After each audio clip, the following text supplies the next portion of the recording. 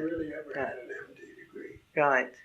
He certainly had a British MD. He did? Yeah, that's clear. And it was recognised in Canada, in Ontario. So he went through the thing. But I just wondered about, is it the recognition in the state of the... Why don't you get next to Dad? You have to get lower, Paul. Closer to Dad's face, okay? All right, Dad, come on. Dad, that is not a real... Thank you, guys. Thank you. Thank you. I'll send you if it comes out. Oh, that's nice. Okay. Thank you very much. Thanks. That's kind. By the way, you know what those are? No. Those were done by Ethiopian Jews. I see. The So, you know, Palushes, yeah. that's the Garden of Eden. So, you know, you'll see. There's King David. Right. He's black. I mean, Does it remind you at all, being here, of Israel? The countryside? well, I mean, the desert. The desert and so on. Not really. Not really. No, but New Mexico is unique. It's the only state that I know of that's like a foreign country. But I mean, because the Hispanic culture is dominant. I see. I mean, for instance, I was in the Bronx in New York at Einstein. There are more Hispanics in the Bronx than the whole state of New Mexico. But they're the out group.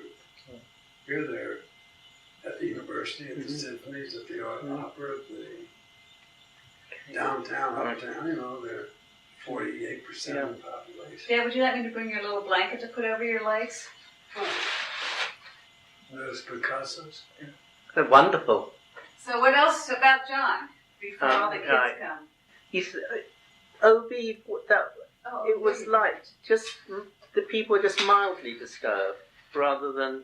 I didn't think of OB as a mental hospital. No, me neither. No. The way I think John described it, as I recall, was just people who just didn't know what to do with their lives or were wandering around or needed a place to rest. Went to OB. That's, I mean, again, I was in high school, but that's, he never made it, now, I'm not saying it wasn't, but he never made it sound like it was for... No, when we were there, we never discussed any cases or anything. Right. You went to OB? You were there? Mom and I stayed there. Well, then you should know where it is. I should know where it was. Well, Paul's been looking for OB. Well, we know it's... Michael was there too. Yeah. My brother was there too. Yeah. Well, what did the people seem like? It was later when you were there, right? It wasn't. It was 51. Mm-hmm.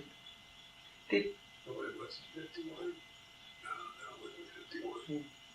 It was, I guess, we were on our way back and forth in Israel once. So everybody lived in this chateau? Yeah. Yeah. And John provided food and... Yeah. It was an old chateau. The people who lived there worked in the gardens, I guess in the house. John lived there when he was with UNESCO. Right. As I said, it was supported partly by the papal nuncio, by the church. Oh, that's how you find out about it. Right. Probably in the records. Or in the church, yeah. And John was a papal nuncio. And was there, did John own it, or was there a countess or a French countess who gave him the estate? That I don't know. Okay. I thought he bought it. He bought it, possibly. Yeah. I thought he bought it. I thought he bought it with help from the church. But maybe they helped support him. And how did it end? How did Oviv end? Do you know? You don't know? No, right. The reason why I ask is Steve Bauer mentioned that one of the people there was hearing voices. And he heard John's voice to say that everybody should go away. And John wasn't there, and so the community dissolved. Oh my God, No? Never heard that. And it was a community, this is what Steve told me, that was constructed to be the complete opposite of the concentration camp. Oh, that sounds like John. in the way the patients, it was, in the way the people there organised themselves so that nothing was to be in writing, whereas the Germans wrote everything down, and so it was the sort of it was like an inverse. That doesn't ring any bells. No. I can understand that. Right. So it's interesting that John even told you about Au Vive, because it's the kind of thing, Yeah. That's why I wondered, you see, about whether there were Jewish, whether some were Jewish there, and Jewish, itinerant, not itinerant. Yeah. Displaced. Yeah. All I remember is that no questions were asked whether you were fascist, communist, Catholic, Jew. Very good. Yeah. Anybody who needed help, so to speak. Excellent. Right, so there probably were some very disturbed people. Yeah. That's right, because they're hearing voices. Yeah, right, isn't that a... Well, I'm sure that they were, I don't think it was set up as a mental institution. Right. But I think John was quite interested in people who heard voices and people who had visions, is that? Probably would be. Yeah. When you said he had a severe depression, isn't that what one of you said? You said that, Dad. I mean, was it a psychotic depression? Was it a psychotic depression? If he was hospitalized. If he was hospitalized. Well, no, I mean, you can be seriously depressed and not psychotic and be hospitalized. I think he made a suicide. Right, but you don't have to be psychotic to be... I don't know. Probably in the records of the claim. You get to It would be difficult. Probably. I mean, normally, I mean... Long. That's a long time to be records. Well, good. Sure they hadn't. Yeah. It would be very interesting. It would be very interesting, because that's what you find out about his family and childhood. And Yeah. Well, he was in a TB hospital. Where was he in the TB hospital? I can look it up. I have to go into my computer. Is this in the States? Or it was in the States. It was definitely in the States. Because what interested me was that he was having experiments in the pressure chamber, and yet he still hadn't quite got rid of his TB, so his lungs were weak, and yet he was going. This was after when he went to 41, 42, 43. But the chest X-rays show that there was, you get the reports, because initially he's not allowed to. They say, okay, firstly they reject him for the Canadian Air Force. Then they say, we take him on, but we take him on and he's not allowed to do, for example, overseas service. And then the issue arises, of course, with the Allies, with the liberation and so on. He needs to get special authorization to be able to go across to Europe. And it was always health grounds. And in 46, I think, 46, 40, before he's discharged, he writes he's completely exhausted, and again he undergoes a series of medical checks, and the doctor's reports are there. Because he says he's been working so hard, he's travelling, he's not been given the... When did he go, join the Canadian Air Force? Well, he went, it was certainly, I think he was in Toronto in 1940. But they rejected him, and they only took him in 41 because his scientific work was so good. Where was he working? First of all, at there was in the Medical Institute in Toronto, there was a special aviation laboratory set up, and there were a number of American physiologists went there, and they were sort of linked. Again, you see, it's this issue because they were working with it was confidential, secret work. You'd only be allowed access if you had security clearance. I saw that Andrew Ivy had a lot of problems with security. Oh, that's interesting. Yeah, Ivy had a lot of difficulty at one stage. Getting information. Yeah, they withdrew his security clearance at one stage, and he was the secretary of the committee, and so on. So that, I mean, it was something that they looked at and took seriously, so that he would have had to have clearance and so on. So I always gather that John went to Canada because he didn't think he could go. He couldn't get into the British world. Britain was at war then. Yeah. And he couldn't get into the British Royal Air Force or the British Army. Why didn't he go to Britain? Was he, well, was he a British subject at that time? I don't know. Was he an American subject or was he? I presume that he was. He was American, and at some stage though he got British nationality, maybe in the 40s. He never spoke with an English accent. He did not have an English accent. Then he was a Canadian citizen, and he's employed by UNESCO as a Canadian. As a Canadian, yeah. But his parents, as far as you know, they're Scottish? Well, I think his mother was Scottish and his father was American. I bet. His father was American? Yeah.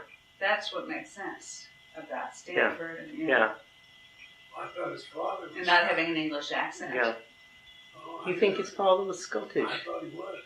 I see. I don't know. Well, No, I'm trusting I don't. Paul. I assumed he was. I thought his father was. Did he mention that his father? Maybe he did not. And you said one of his brothers I was thought a he was cowboy. Then, yeah. Yeah. I bet it was his mother who was Scottish. I think so.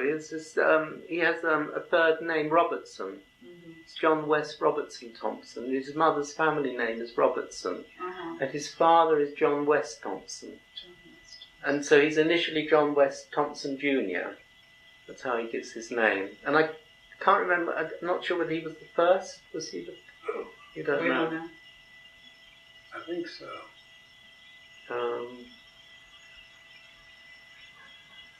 No, I always assumed that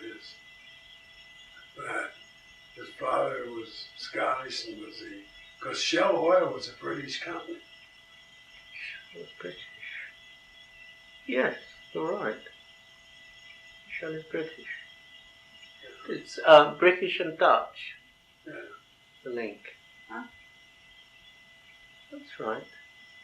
I'd forgotten that. Then why actually. did John have a British accent? Or Scottish? Well, he was educated in Britain too. Scotland, was it? You're right. I must ask.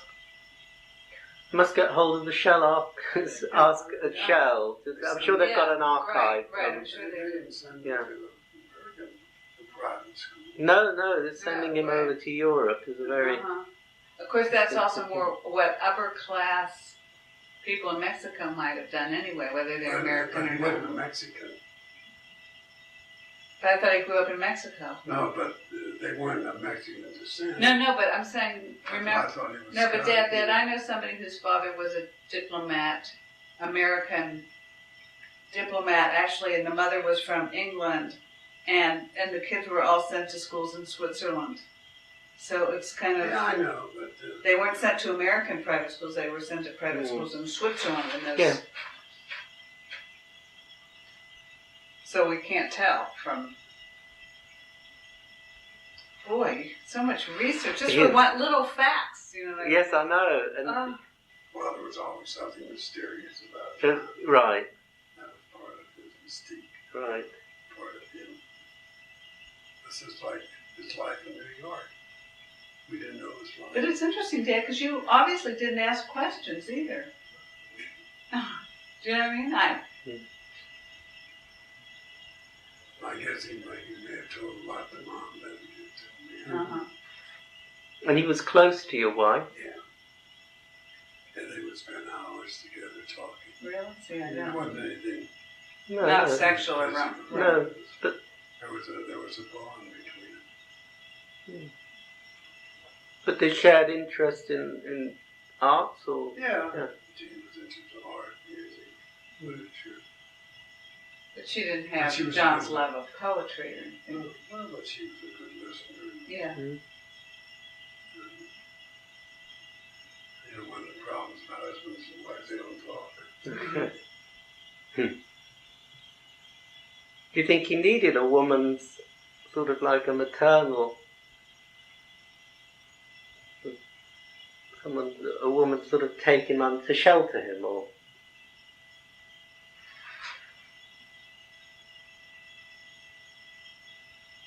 I don't know, what was he saying? Oh, Dan, I never even noticed he had I always thought he was your friend, so I didn't even... Well, yeah, he was. I know, but I mean, I never even noticed anything particular. Oh, no. I'm not saying you're wrong, I just... No. Remember, I was young, and When I would have... Yeah. John came out on weekends on a summer like this, Hello? Hi, Mike. obviously whoever was over with the outside, yeah, the terrorists, Dad, your kids are about to come over. and Paul is John here. and I Jean told you would be in the living room talking all that. Do you have stories of your own about John? Well, Interesting. I remember some things. Martin Kenner called, and Martin Kenner told Yeah, I mean, there was a didn't emotional know attachment. that John told him not to go to college, but to go to Africa. I spoke to somebody in New York, And and they went to college? she said her mother was very close to John. She was called at that time Rosenberg, Marcia Rosenberg, and she was involved in this ballet school, Turtle Bay Ballet School. Paul doesn't even know if his parents were No, and she said that they were just very close, and she wanted to do a biography, some sort of biography. Yeah. When you had the memorial meeting, who spoke You there? had his sister? Members of the department and Auden. And Auden Do spoke. they speak with American accent? Really? Yeah, he spoke and he came out. Right. And I remember it started off with played a record of, Yeah. what was her name, the black singer. And Mike, do you remember his sister, also was American? And Anderson, Anderson's first name, So you The probably famous- remembered an English accent. who sang at the Lincoln Memorial when they were let her sing. All right. No. Really? Yeah, he was a British citizen at one point, a Canadian citizen, and another point, an American citizen. See, the memorial service was delayed because I was in the hospital for Yeah. 2 months with the burn. I had the burn the day Very that nice. John died Very the day nice. after. A lot of hard work. That's why this is Yeah. John's. I'm right. When you got in touch with me, Yeah. this is it. So, John and was I still had- floating around someplace. I see. Right. Yeah. And here we are. Right. My last Yeah. day. It's nice. It's nice. It's kind of you to. No, but you know, Yeah. So there was the music, and Auden spoke, and who in the department spoke? Okay, hold on. Good myself. Paul, Yeah? my brother will tell you about his funeral, and they think, Who won the Nobel Prize? He set up a sort of a home for displaced people wandering around Europe. And one day, Liz, I don't know, was 12, 13, 14. Remember, she was in the kitchen in Mortimer with a couple of her friends, and she was telling them how mad she was because her friend John Thompson should have got the Nobel Prize instead of Father Pierre. And her friend says, what does your friend John Thompson do? And Liz says, I don't know, he's some sort of a saint. That's what we all think. We only hear that he's some sort. We don't know the specifics. Right. I think the same thing. It's great. His job. Professional saint. In a way, that's what he was. Yeah. Sort of a living professional saint. But he did. But this is typical, with Pearson, he went right to the top. Right.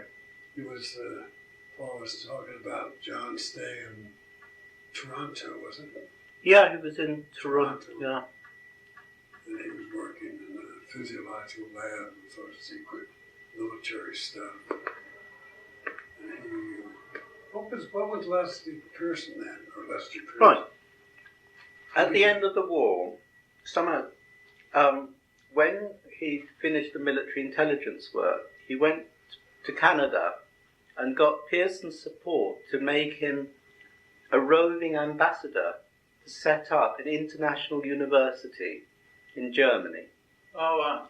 And to give the Germans a therapy, because on the one hand he was documenting war crimes, and he went on doing that, and very concerned with the victims, but the idea was to do something positive for the Germans. Right. And Lester Pearson, who was a very internationally minded person, gave him the support. What was Pearson then? Pearson was, I think, number 2 in the Canadian Foreign Ministry. I see. And so John Thompson announces to the Canadian military mission in Berlin that he's coming. And they write in protest saying, look, he just doesn't, this person is coming, but he just doesn't fit in. He seems to be able to move completely freely. He's got Canadian diplomatic status.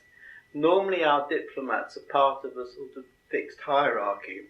And this person is just a sort of, like a sort of wild card, just sort of wandering about, sort of roving. And it's very interesting. So that the Canadian military attaché, someone called Robertson, writes back to Ottawa in protest.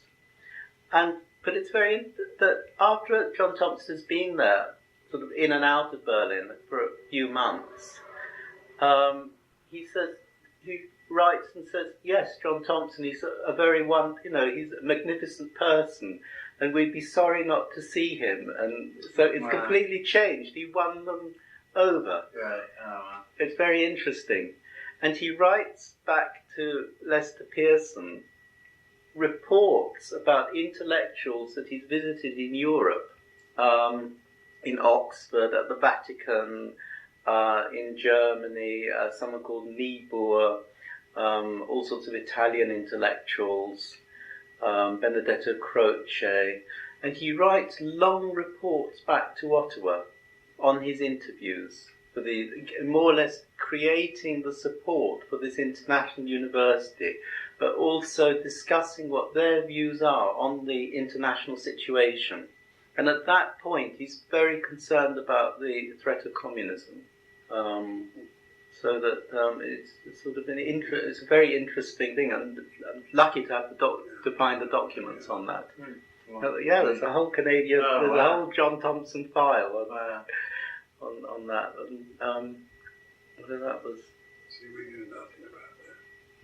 His life certainly changed. When he came to New York. But at that point, his mother writes to the Canadian authorities, and his wife writes, saying, we have not heard from him. Wife? Yeah.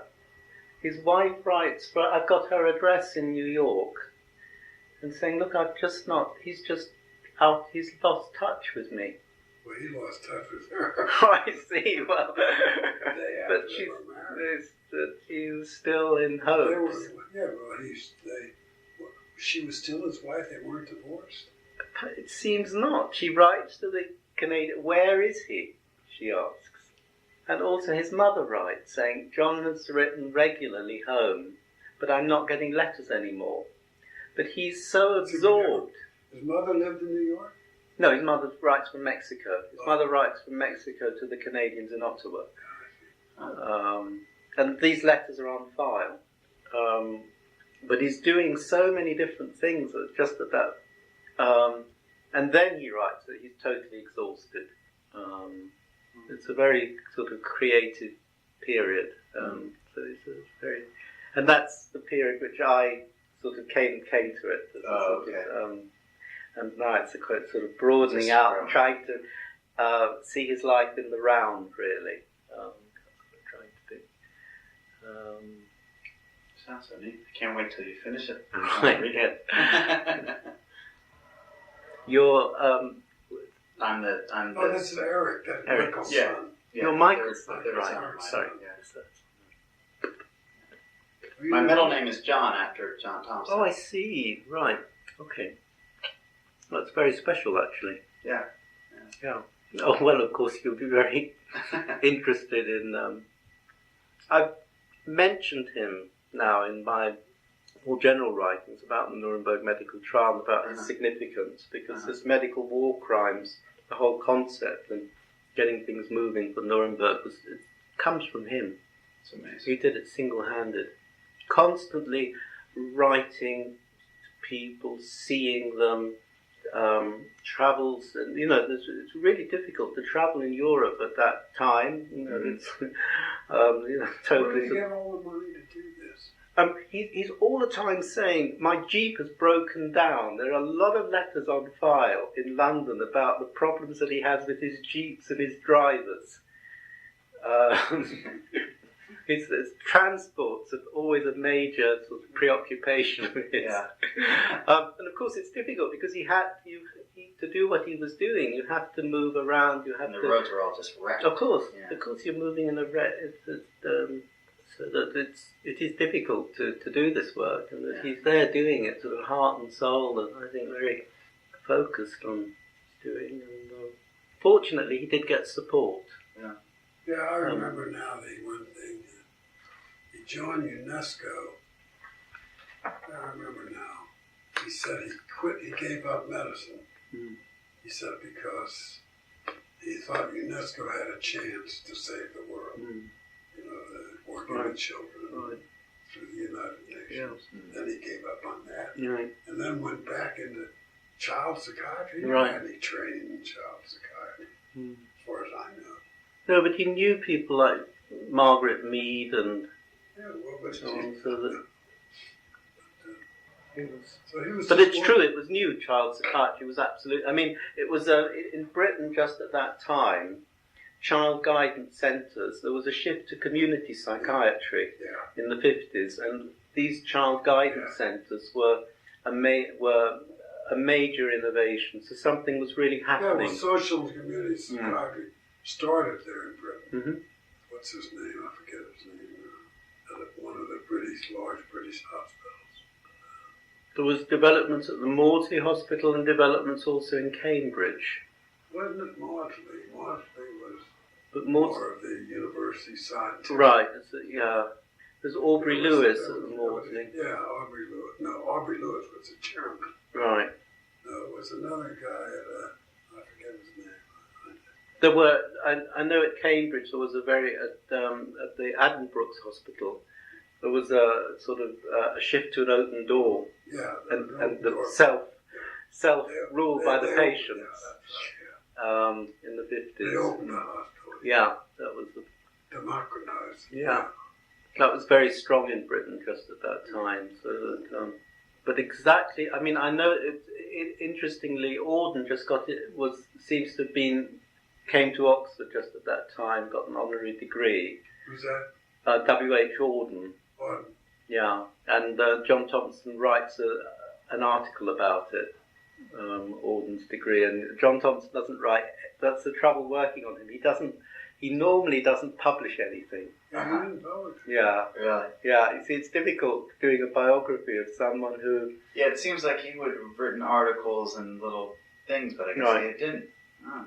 The way that Keith Mant, who was on very friendly terms with him, said that he was. Doctor. Yeah, he was a doctor, and he did this forensic. He was a forensic pathologist. He exhuming bodies of Allied airmen to see whether the Germans executed them. Mant did hundreds of these exhumations on British and American airmen. Keith Mant said, "Look, John Thompson was just so brilliant that once he solved the problem, he lost interest in it." So that he had a way of presenting the issues as really sort of in a very clear, analytical, illuminating way. And he solved, he said, a whole range of issues. But then he'd never write the material, he'd never write things up. I don't know whether that... It's too tedious for him, but yeah, that's one. Well, that town wasn't made like that. Yeah. To sit in one place and concentrate on one thing. But clearly the personal side was very important in there. He must have given up on these international organisations being large and bureaucratic. And he must have had the idea of if you can help someone on a individual basis, that's what he did at Einstein. That's where you really can achieve something by sort of personally sort of. Yeah, that's an interesting way to put it. Instead of, he was going to save the world, and then decided he was great with working with one person, one patient. Like Barry. That was his patient, right? Barry, yeah, that's who calls your mother. Yeah. This is a patient, Barry. What's Barry's last name? Barry's father was a psychoanalyst and professor of psychiatry in Boston, married to a daughter of a well-known Cincinnati German Jewish wealthy family. Bandler. That's it. Barry Bandler. Yeah. And Barry, the father was a very narcissistic guy, and the kids were really neglected.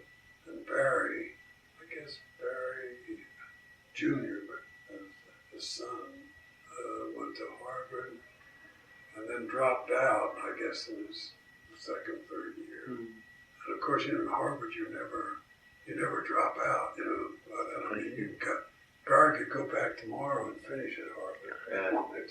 But it was like a sensitive, intelligent guy. He had a breakdown, basically, at Harvard. That's right.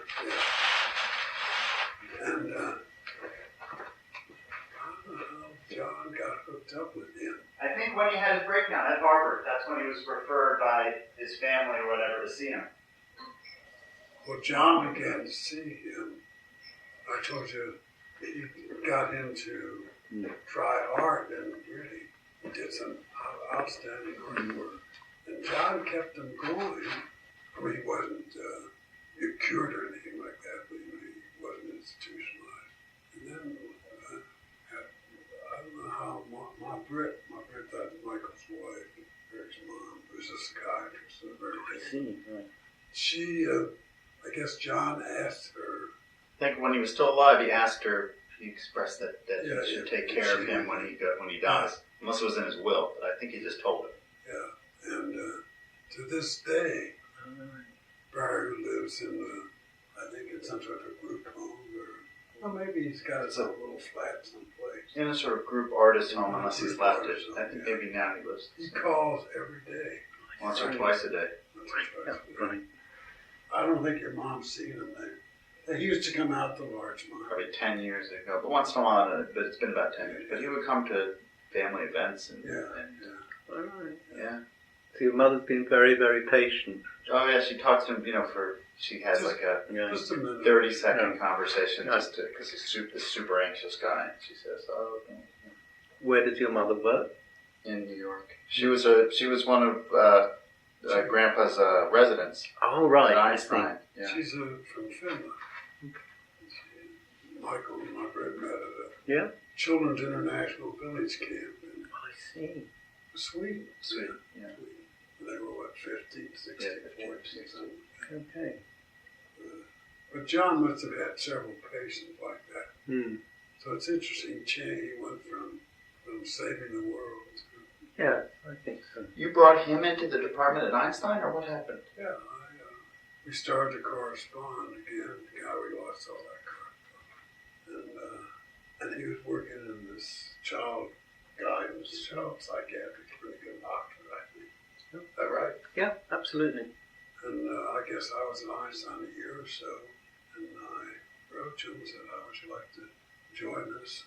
Because you were still sort of forming out the department. Yeah, but I told Paul I didn't invite John to Einstein. It's not the kind of guy you hire to work or do anything. He sort of does his own thing. I wanted him there as somebody, a special person who could meet with the young doctors and residents and just be around. Sort of inspire people. Yeah.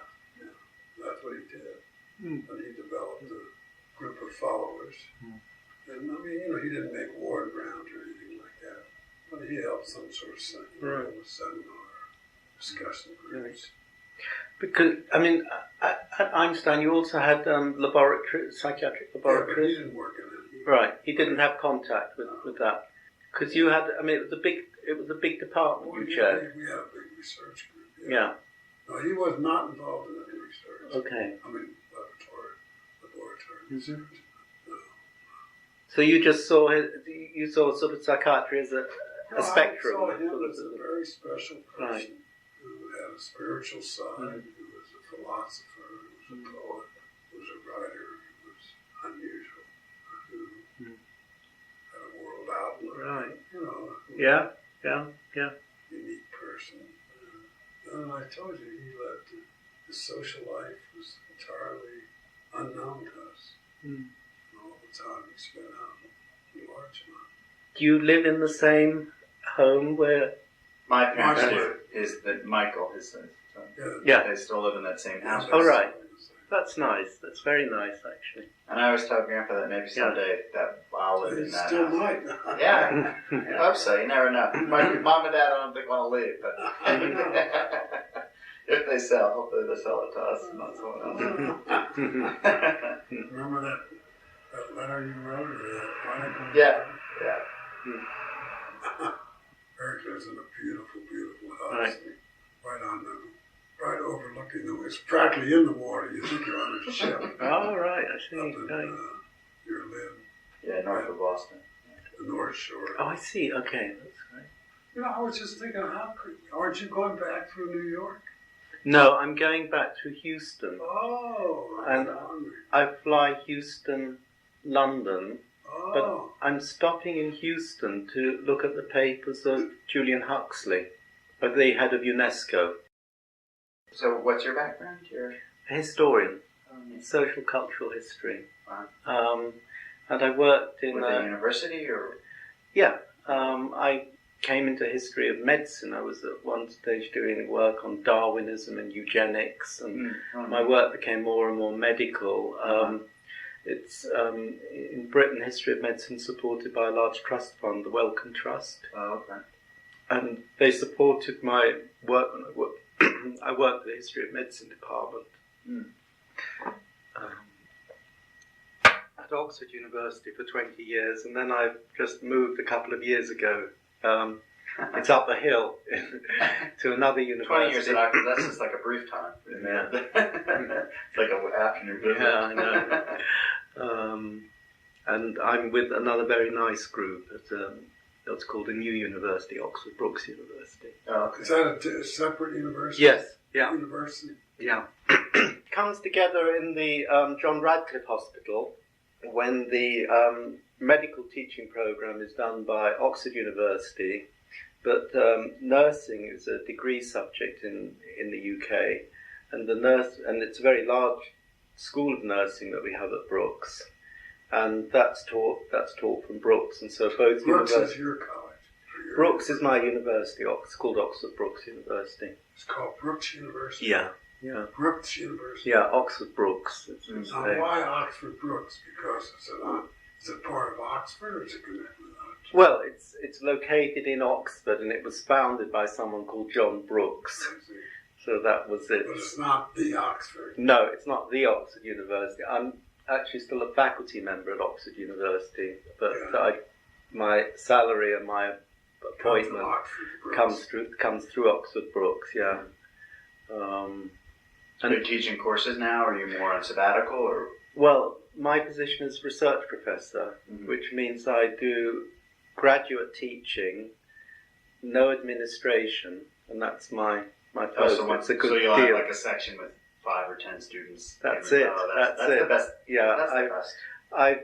you see, I had to come at this time. Our academic year starts in October, Oh, okay. and we have a master's degree in history of medicine, and I've done the introductory course. Oh, okay. And that meant that I could just fit in a visit now, and then I've got to be back in December again for a range of other reasons. That's why but I wanted not to leave too much time coming. We spoke in February, isn't it? That's right. I think I'd been in New York in December. You know, the history of medicine. Yeah. I'll tell you something I'd be interested in. Because I'm just published some, haven't been published, they're still in for publication. Many, many years, early in my academic life, I was interested in delirium treatments. You know what delirium treatments is? Yeah. DTs, the alcoholic. And Actually, I wrote my first paper on DTs in 1939 or something like that. That was in the New England Journal, right? Some of them, a couple of them were in that. This one was. Yeah. And that was our main research interest in psychiatry in Cincinnati, in the Department of Psychiatry. And we didn't think it was a withdrawal syndrome.